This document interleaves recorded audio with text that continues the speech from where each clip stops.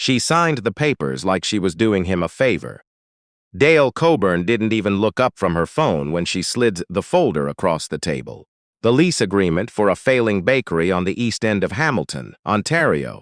A narrow storefront, wedged between a closed pawn shop and a laundromat that smelled like mildew from the street. The place had been sitting empty for 8 months. The equipment inside was 14 years old. The previous owner had left flour still caked on the mixers. $1,200 a month, Coburn said, sliding the key across like it was a token from an arcade game. There's a clause, if the property sells within 2 years, you're out in 60 days. She glanced up once, just long enough to take him in. 22 years old, work jacket, no briefcase, no lawyer sitting beside him. You understand that, right? Ezra Noel Calloway said he understood. He signed. Coburn gathered the documents without ceremony and walked back to her car, heels clicking against the sidewalk. Her assistant held the door. The car pulled away before Ezra had finished reading the address on the key tag. He stood alone on the pavement and looked at the front of the building. The sign above the door still said Hargreaves Fine Pastries in faded gold lettering. A pigeon had nested in the H. He put the key in his pocket and went inside. Ezra had grown up in the north end of Hamilton in a house where cooking was the language nobody had to translate. His grandmother, Loretta Calloway, had come from Trinidad at 31, with 2 suitcases and a notebook. Not a recipe book, a plain school notebook. The kind with the marble cover filled from front to back in her tight handwriting with measurements, timing, observations. The way humidity changed a dough. The way a cast iron pan held heat differently on a gas flame versus electric. Notes from decades of paying attention to what other people simply called cooking. Loretta ran a home kitchen for 20 years, feeding the neighborhood out of a house on Cannon Street.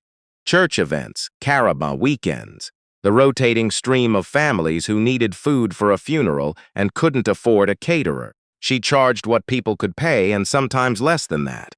She called it practical generosity, which was her way of saying she didn't believe in waste. Not of food, not of effort, not of people. She died when Ezra was 17. She left him 2 things. The first was the notebook. The second was her voice in his head every time he stood in a kitchen, low and exact, telling him to slow down. To taste, to listen to what the heat was doing. He had spent the years since her death cooking in the margins of other people's operations. Prep cook at a diner on Barton Street. Line cook at a catering company in Stony Creek. A brief, unhappy stint in the kitchen of a hotel restaurant where the executive chef's idea of mentorship was public humiliation at the pass. He had been turned down for 3 loans in 2 years, each time for different reasons that added up to the same reason. Too young. No established credit, no collateral. A business plan that looked good on paper to everyone except the people with the power to fund it. He had $8,400 saved. It had taken him 3 years. A contact from his catering days, a man named Elliot Ash who worked adjacent to several commercial property dealings in the lower city, had mentioned the Hargreaves space almost in passing. Coburn Properties wants it off the books, Elliot said. So place is a write-off for them. They're asking next to nothing. Ezra asked what next to nothing meant. When Elliot told him, something shifted. Don't, Elliot said before Ezra had responded. I know what you're thinking and I'm telling you. Don't, that's your rent money. That's your grocery money. $1,200 a month on a dead corner in a building that hasn't had foot traffic since Harper was in office.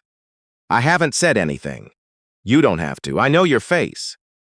Ezra told him he wanted to see it first. The interior of the bakery was dim and smelled of old yeast and something metallic underneath. The particular smell of equipment that had been sealed away from regular use. A single fluorescent tube flickered above the front counter. The display cases were empty, one of them cracked along the bottom panel. The back kitchen was larger than the storefront suggested. A real commercial space with a 6-burner range, 2 convection ovens, a dough sheeter, a standing mixer that was older than Ezra but looked structurally sound. He stood in the kitchen for a long time before he touched anything. He opened the oven doors. He ran his hand along the range grates. He checked the seals on the refrigeration units, one of which had been left running and was still cold.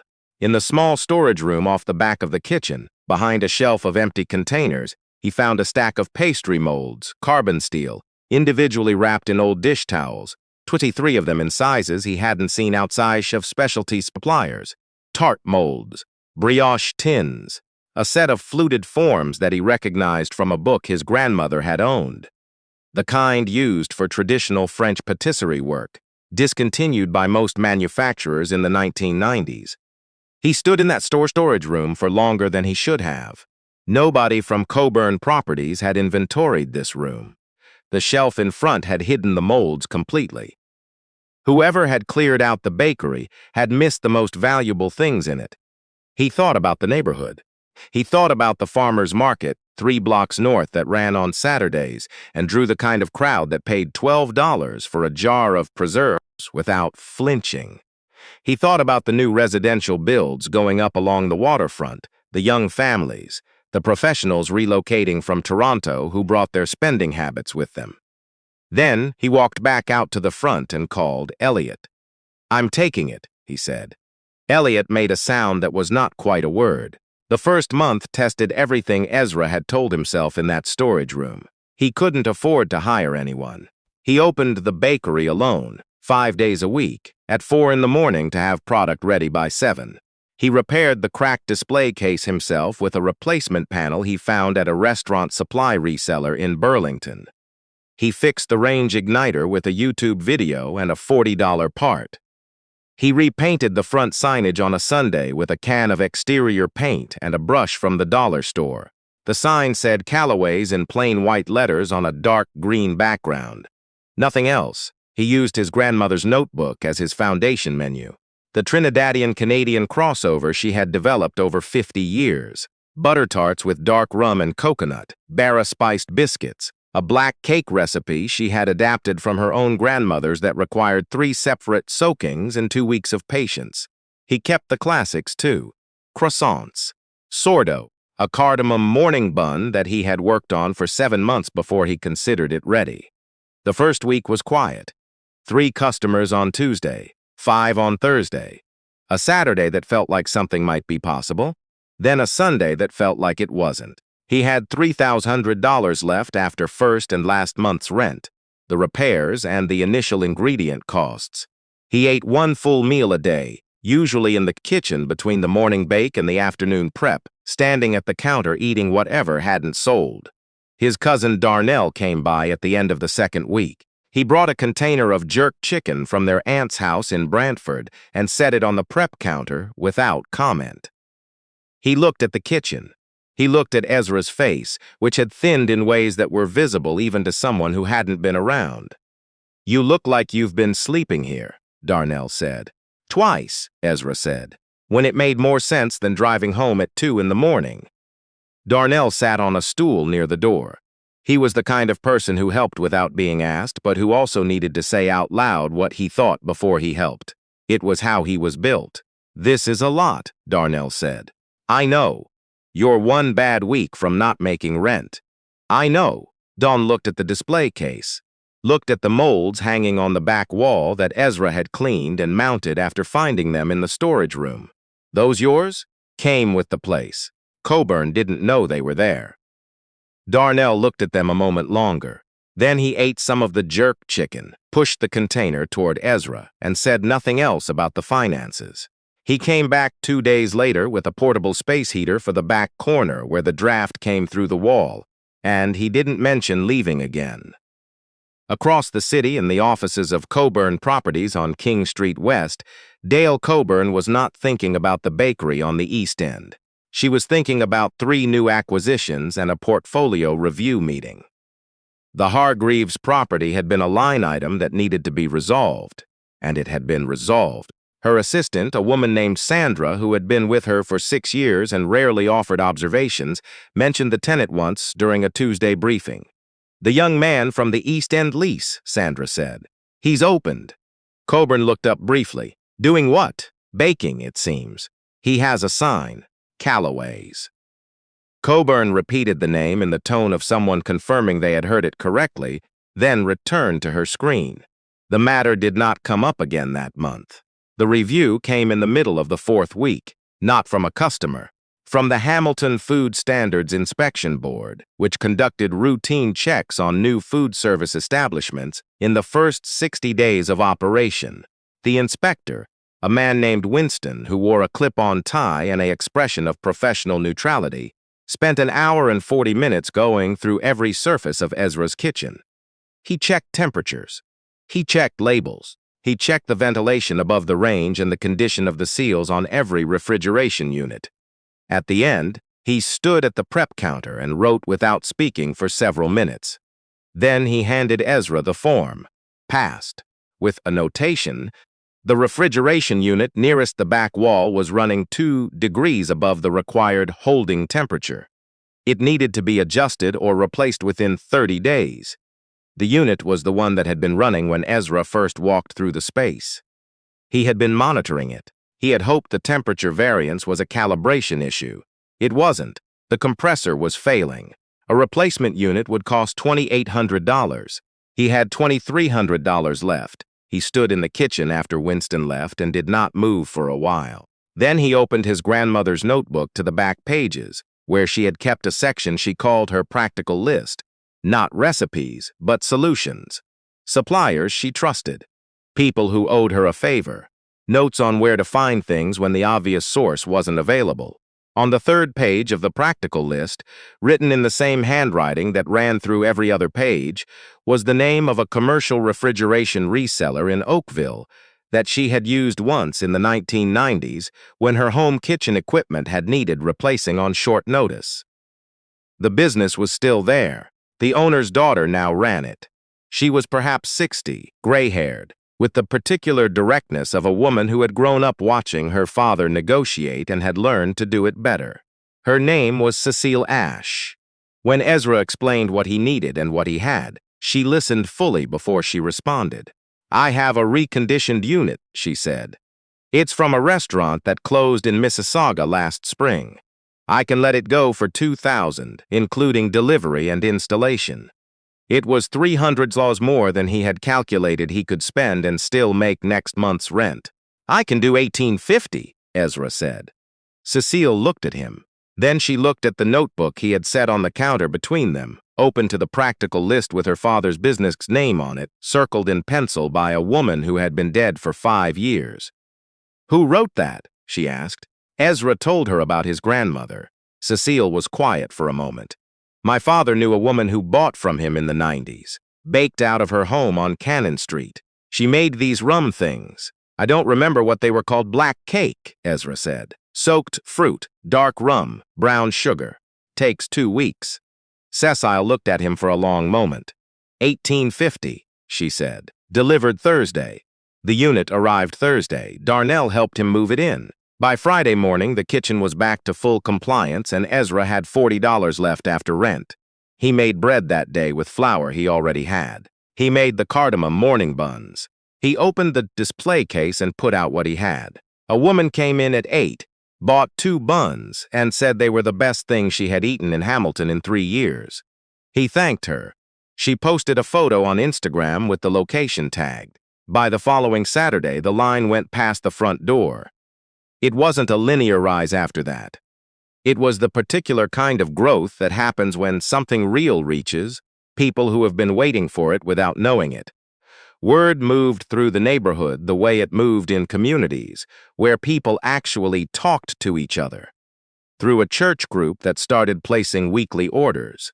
Through a Trinidadian Canadian cultural associations in the East End that began featuring Callaways at their monthly gatherings.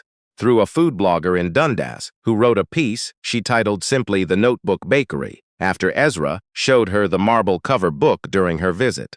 The piece was shared widely. Within a week, Ezra had standing orders he didn't have the capacity to fill. He used the money carefully. He hired 2 people. A young woman from his neighborhood named Priya, who had baking training she'd never been given a real chance to use, and a teenager named Theo who showed up on a Wednesday morning asking if he could sweep floors in exchange for learning. Ezra gave him a trial shift at the prep counter instead. He paid them properly from the start. Not generously, he wasn't there yet, but properly, with the kind of reliability that let people plan around their paychecks. He called Cecile Ash about a second refrigeration unit. She gave him a better deal this time without being asked. He did one other thing that he had thought about since the beginning. He reached out to 3 community organizations in the North End. The youth center on Barton Street, where his grandmother had donated food for years, the after-school program on Sherman, and the food bank collective that ran out of a church basement on Cannon Street, 2 blocks from his grandmother's old house. He set aside a portion of the daily bake for each of them. Not a large portion, what he could manage without disrupting the operation. He didn't announce it. He didn't make it part of his branding. He just did it because it was the thing Loretta would have done, and because he had learned from her that generosity that advertised itself was a different thing from generosity that simply functioned. The trouble started in the 9th week, and it started the way trouble often starts in small businesses that begin doing well quickly, through someone who had decided the doing well was a problem. His name was Garrett Fenn. He ran a cafe and wholesale baking operation on the west end of Hamilton that had, for several years, held a comfortable position as the city's reference point for premium baked goods. He supplied 2 hotel restaurants and a handful of specialty grocery stores, and he had built that position on the assumption that no one in Hamilton's East End would come close enough to competing to matter. The Instagram post had been an irritation. The food blogger piece had been a problem. Fenn did not come to see Ezra himself. He sent a purchasing contact instead, a man who arrived with an offer framed as a partnership. Callaway's would supply its signature products to Fenn's wholesale network. Fenn's team would handle distribution and sales, taking 70%. Ezra would scale production to meet demand without having to manage retail at all. The offer was structured so that it sounded like rescue and operated like acquisition. Ezra read it twice. He asked one question: who would hold the licensing on the recipes? The answer was Fenn's company. "No thank you," Ezra said. The contact smiled the way people smile when they have already planned the response to the first refusal. "Think about it. Small operators burn out. This takes the pressure off." "I've thought about it," Ezra said. "The answer is no." The contact left. He did not look back. 2 weeks later, the reviews started appearing. They came in the particular way that false reviews arrive. Not in a flood, which would be obvious, but in a measured trickle across 3 different platforms. A complaint about a product being stale. A comment about inconsistent quality. A review on a local food forum that used exactly the kind of specific technical language that a regular customer wouldn't know, but someone inside the industry would. The kind of language that suggested the complaint had been written by someone who knew what they were talking about, rather than someone who had actually eaten a bad bun. 2 corporate catering accounts that Ezra had been in conversation with went quiet. A hotel restaurant that had expressed interest in a supply arrangement stopped returning his emails. The bakery, which had been quietly building momentum, began to feel the cold edge of something working against it. Then someone filed a complaint with Hamilton Public Health. It wasn't about the refrigeration unit. The complaint alleged temperature violations in his dry goods storage, a claim Ezra knew was false because he monitored his storage conditions daily and had documentation showing compliance for every day of operation.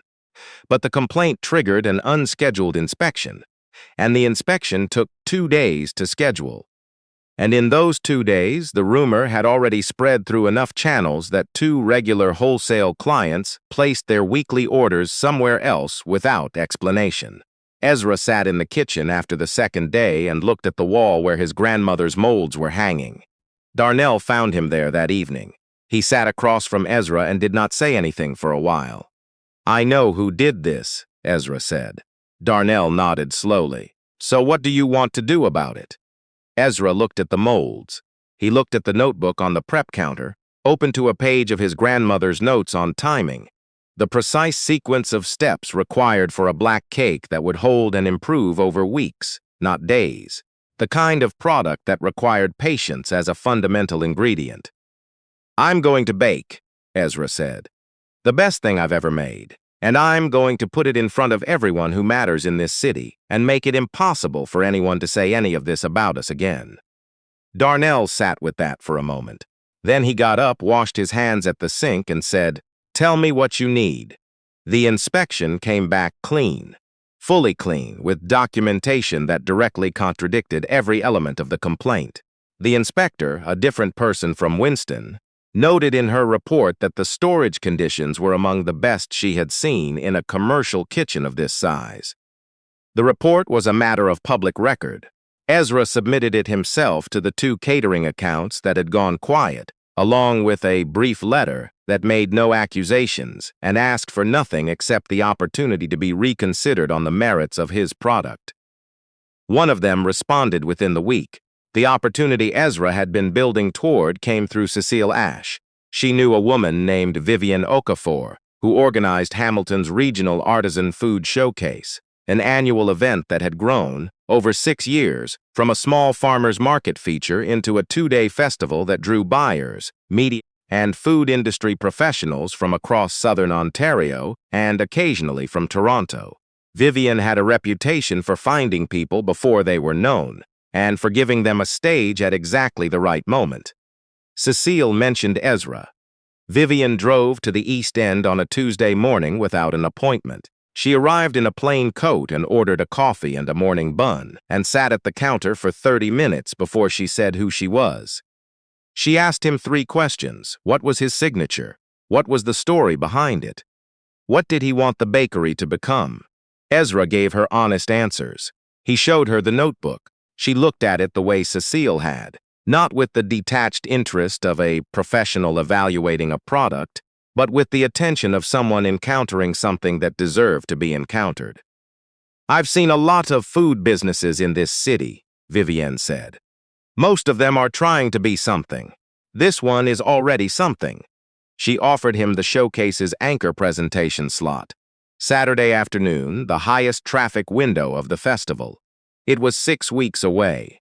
Those 6 weeks were the most focused period of Ezra's life since the early mornings in his grandmother's kitchen. He worked on the showcase menu the way his grandmother had worked on her notebook, methodically, with documented reasoning, testing each variation until the instinct and the measurement aligned. The black cake was the centerpiece. He had been making versions of it since he was 14. But the version he was working toward now was the fullest expression of what the recipe could be. The one that honored both where it came from and what he had learned since. Darnell helped with the booth construction. Priya took over the daily bakery operations during the preparation weeks without being asked. Theo, who was 17 by then and had been at the prep counter every afternoon for 2 months, managed the weekend service with a competence that had arrived quietly without announcement. Garrett Fenn attended the showcase. Ezra knew he would. It was the kind of event Fenn attended every year, the kind of event where his presence was established enough to function as authority.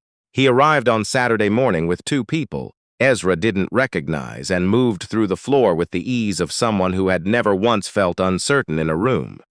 He stopped at Calloway's booth. He looked at the display. He looked at the line that had formed before the official opening, the people who had come specifically because of the food blogger piece, because of the Instagram post, because word had moved through the community the way it moved when something was real. He looked at Vivian Okafor standing off to the side of the booth, and at the 2 buyers from a regional grocery chain she was speaking with quietly. He looked at Ezra. "Well done," Fenn said. He said it in the tone of a man who had not decided yet whether he meant it. Ezra thanked him. He did not extend his hand. He turned back to his customer and finished what he was doing.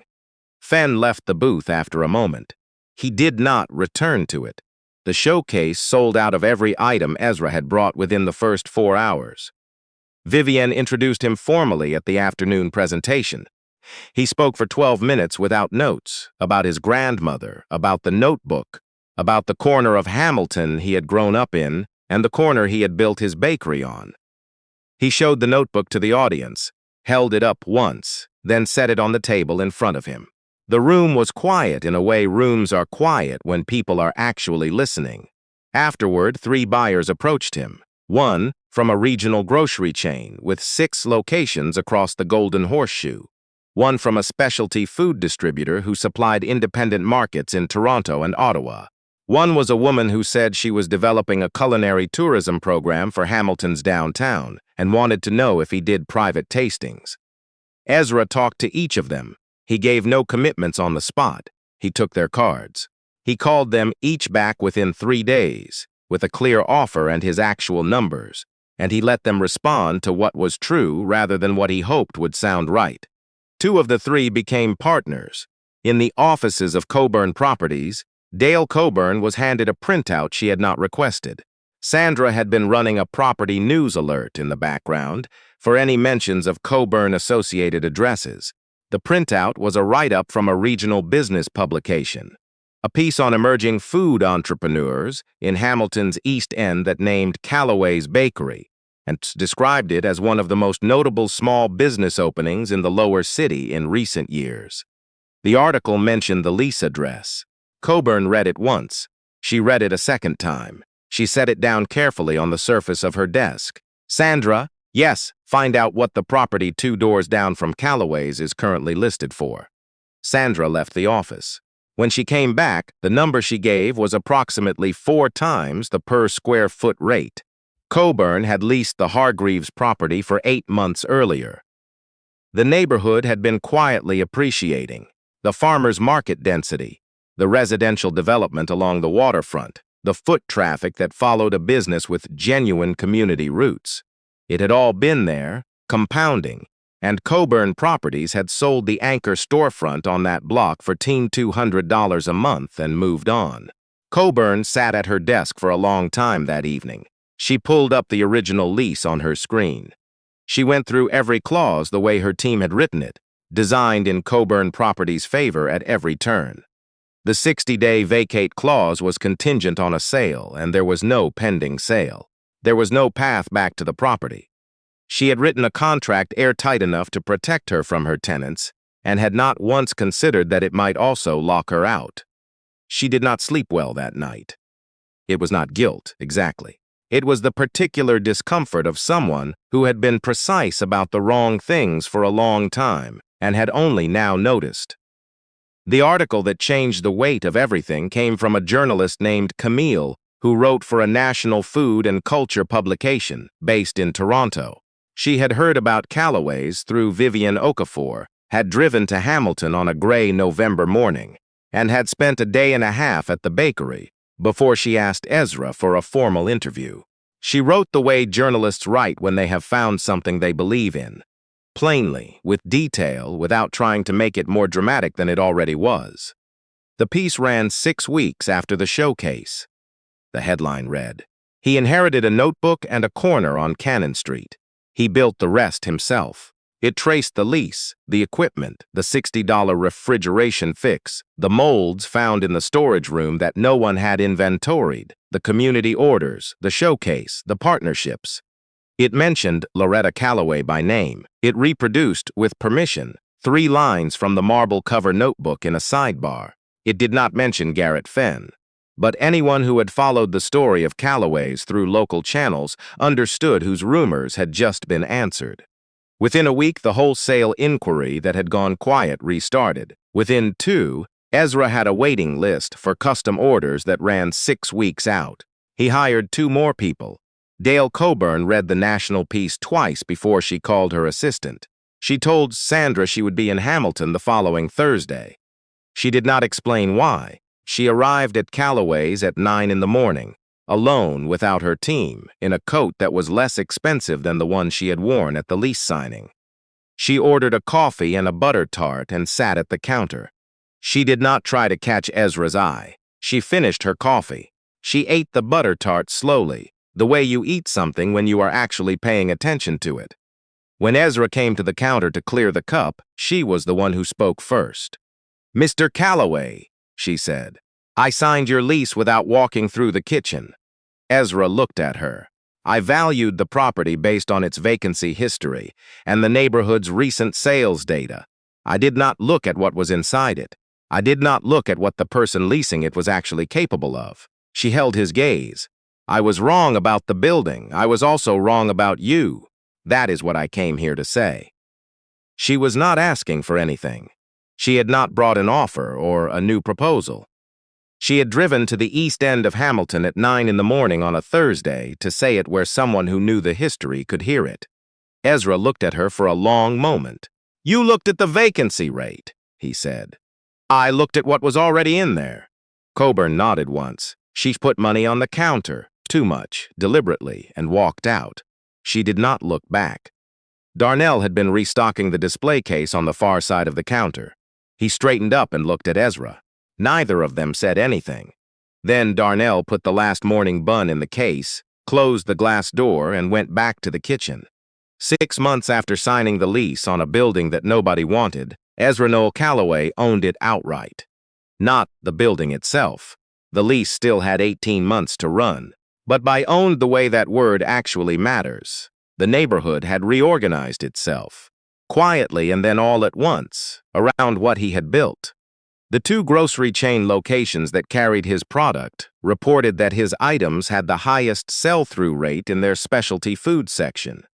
The Culinary Tourism Partnership had brought 3 media visits to the East End in a single month, all of them centering Calloway's as the anchor of the neighborhood's food identity. The block had a waiting list for commercial tenants for the first time in 11 years.